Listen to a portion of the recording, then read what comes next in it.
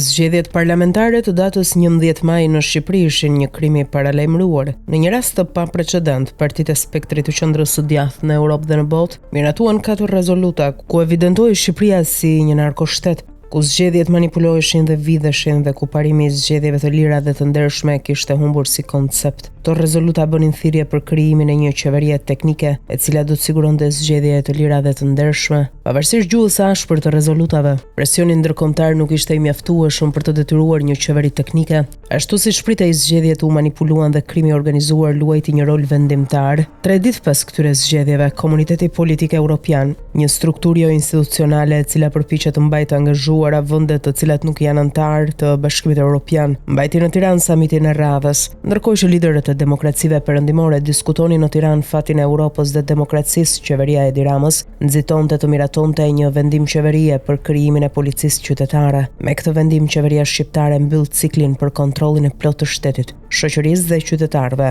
Asgjë më tepër nuk ka bërë Nicolas Maduro në Venezuelë se sa Edi Rama në Shqipëri. Të dy sistemet nuk janë vetëm të ngjashme, ato janë identike. Madje Shqipëria është edhe më e sofistikuar se Venezuela në kontrollin e votës. Arrestimi udhëheqësve të opozitës me akuza falso, kontrolli mbi gjyqësorin për të dënuar kundërshtarët politik dhe për të mos hetuar korrupsionin qeveritar, presioni dhe përdorimi i administratës publike për të kontrolluar votën, databaza shtetërore në e-Albania e cila përmban të gjitha të dhënat për qytetarët, i është dhënë partisë në pushtet për ta përdorur atë në procesin e patronazhimit politik të votuesve. Po ashtu databaza e emigrantëve të regjistruar për të votuar i është vënë në dispozicion Partisë Socialiste në pushtet për ta përdorur në mënyrë që të influencojë mbi votën e emigrantëve. Përdorimi i të gjitha resurseve dhe institucioneve shtetërore, duke përfshirë edhe ato të sigurisë në funksion të partisë në pushtet, përdorimi i grupeve të trafikut ndërkombëtar të drogës si shtabe elektorale të partisë në pushtet në të gjitha rajonet e vendit. Të gjitha këto nuk kanë ndodhur në Venezuelë, por në Shqipëri, një vend evropian, antar i NATO-s dhe kandidat për antarësim në Bashkimin Evropian.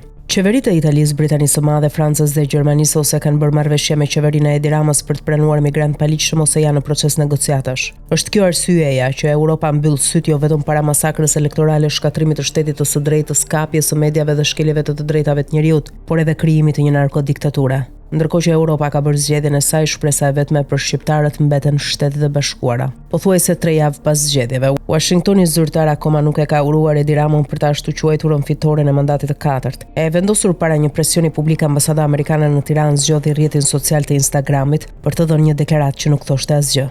Ajo përgëzonte popullin shqiptar për zgjedhjet dhe shprehte vullnetin për të punuar me Shqipërinë. Në të njëjtën kohë, Departamenti i Shtetit dhe Sekretari Rubio priti një delegacion të opozitës venezueliane duke u thënë atyre mbështetjen e qeverisë amerikane. Ajo akoma nuk ka formsuar një qendrim për Shqipërinë. Edhe pse është evidente se marrëdhëniet midis Edi Ramës dhe administratës së presidentit Trump kanë një ngërç, shqiptarët presin më shumë. Shqiptarët u ngritën në vitin 90 për të rrëzuar komunizmin me sytë dhe shpresën tek SBA-t. Edhe sot ata shohin nga SBA-t me shpresë se ato nuk do të lejojnë një vend antar të NATO-s dhe aleat të SBA-ve të rrëshqasin në narkodiktaturë. Shqiptarët presin që së paku SBA-t të mbajnë të njëjtin standard si me Venezuelën.